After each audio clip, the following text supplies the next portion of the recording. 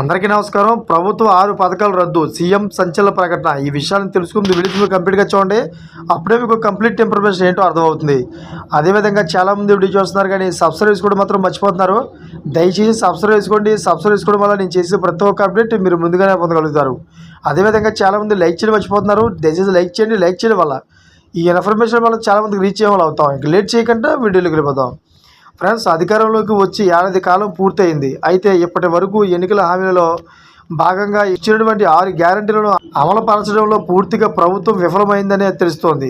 ఇలా ఎన్నికల ప్రచార కార్యక్రమంలో భాగంగా 6 గ్యారంటీలు అంటూ ప్రజలను మభ్యపెడుతూ ఎన్నికలలో ఓట్లు వేయించుకొని అధికారంలోకి వచ్చారు. ఇలా అధికారంలోకి వచ్చిన తర్వాత ముఖ్యమంత్రి ఇచ్చిన మాటపై నిలబడకుండా 6 గ్యారంటీలను అమలు చేయడం కుదరడం లేదంటూ మాట మారుస్తున్నారు. ఇలా వచ్చిన హామీలను నెరవేర్చలేకపోవడానికి బీఆర్ఎస్ నాయకులే కారణమని తెలిపారు. వారు పరిపాలించిన ఈ 10 సంవత్సరాల కాలంలో రాష్ట్రాన్ని అప్పులు కుప్పలుగా మార్చేశారని, రాష్ట్రంలో ప్రతి ఒక్కరిని తాకట్టు పెట్టి అప్పులు తీసుకువచ్చారని రేవంత్ తెలిపారు.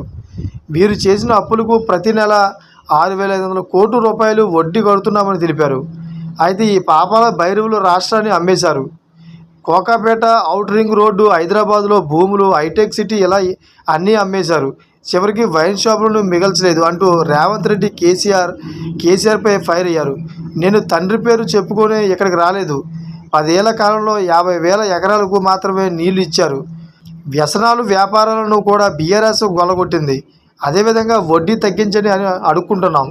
హాస్టల్ కోసం మీరు ఏం చేశారు? కేసీఆర్ సభకు వస్తే కడిగేద్దామని ఏడాది నుంచి ఎదురు చూస్తున్నా కానీ ఆయన మాత్రం ఏడాది నుంచి అసెంబ్లీకి రాకుండా ఉన్నారని తెలిపారు. ఈ విధంగా రేవంత్ రెడ్డి 6 గ్యారంటీలను అమలు పరచలేకపోతున్నారని అంటూ వ్యాఖ్యానించడంతో ఈ వ్యాఖ్యలపై తీవ్రస్థాయిలో రాష్ట్ర ప్రజలు మండిపడుతున్నారు. ఎన్నికలకు ముందు హామీలు ఇచ్చే సమయంలో రాష్ట్రం అప్పులు పాలైందని మీకు తెలీదా? ఓట్లు గెలుపొందడం కోసమే ఎలాంటి దొంగ హామీలు ఇచ్చారు అంటూ రాష్ట్ర ప్రజలు సైతం రేవంత్ రెడ్డి వ్యాఖ్యలపై మండిపడుతున్నారు. Thank for watching friends.